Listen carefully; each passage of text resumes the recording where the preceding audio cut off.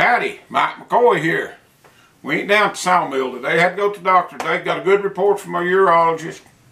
My bladder, there's no cancer. Everything's healed up. It looks good. So, aces.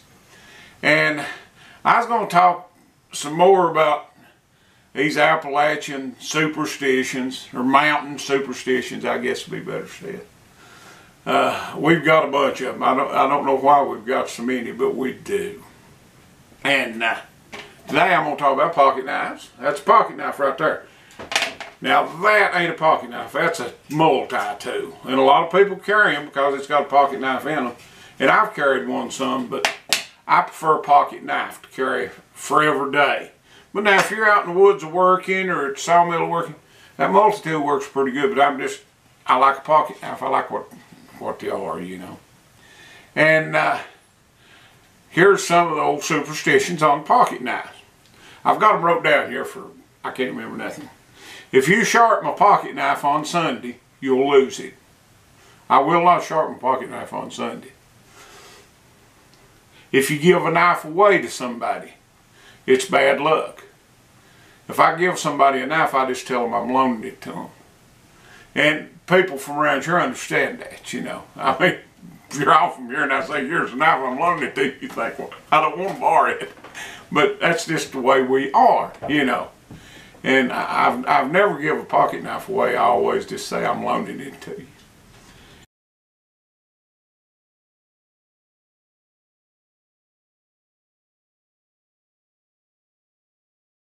And, you know, that's just the way we are. And here's some more. Like, if a woman's toe next to her big toe is longer than her big toe, she'll be bossy. And, you know, if you cut your fingernails on Sunday, somebody's going to catch you pooping through the week, you know. So, don't cut your fingernails on Sunday. If you hit somebody with a broom, it'll make them lazy. I guess Mary Ruth beat me with a broom too much. But I've always heard that. And if you sweep it under somebody's feet, if you're sweeping, they just pick their feet up and you sweep it under, they won't get married for that year. A bird in the house. If a wild bird comes in the house, that's a sign of death. If a rooster crows after dark, that's a sign of death. If a rooster ever crowed after dark, my grandmother would kill it the next morning. No question that. And if a hen ever crowed any time, day or night, she'd kill it. That's bad luck. Turn my page here. I hate to have to read from a script, but you know. And if you dream of snakes, that's a sign somebody you know is going to get married. And if you dream of somebody getting married, that's a sign of death. My mother said right before her brother died, and he wasn't like 21, that she had a dream of him getting married. Said he was in a suit and all this stuff. So I don't know. You know, that's us. That's the way we are. You know. Death comes in threes. If somebody you know real well dies, there'll be usually two more die within the next few weeks that you know. And I've found that to be true a lot of times. It ain't true all the time, but a lot of times it is true. Never light 3 cigarettes off of one match. And that comes from World War II. And it made sense.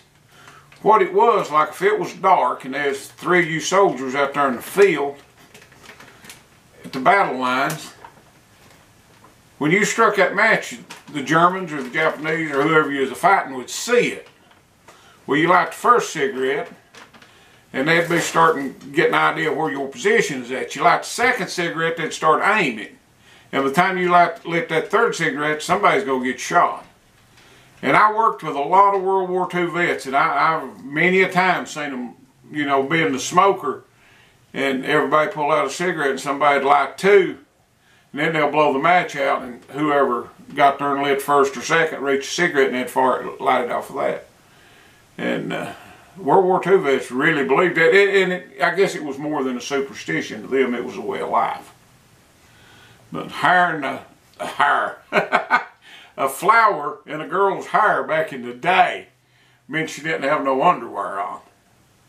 I don't know if that's a superstition or a fact. I ain't never been able to get that nailed down.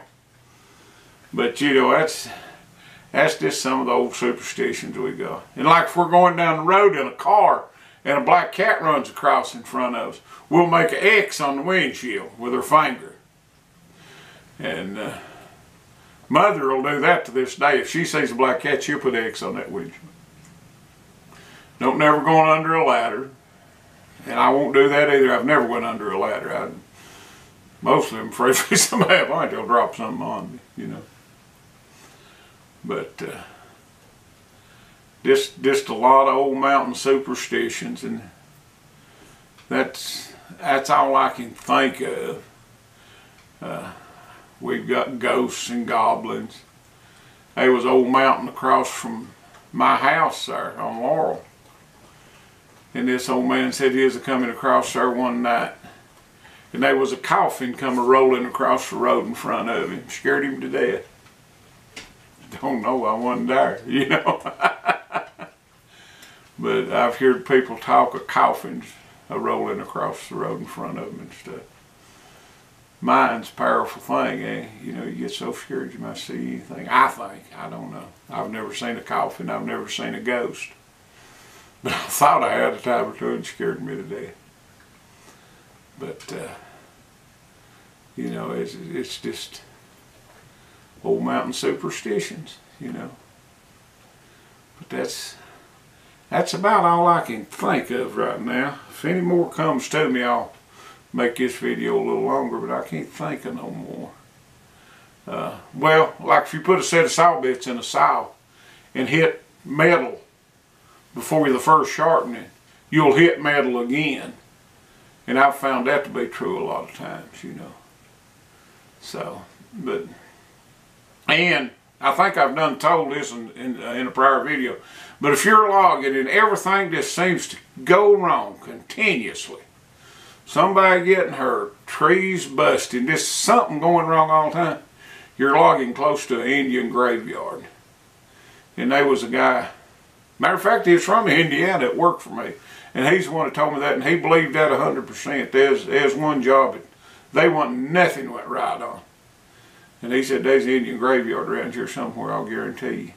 Whether it was or not, I'll never know. But I know we did have a lot of bad luck. So, there you go. Talk at you later.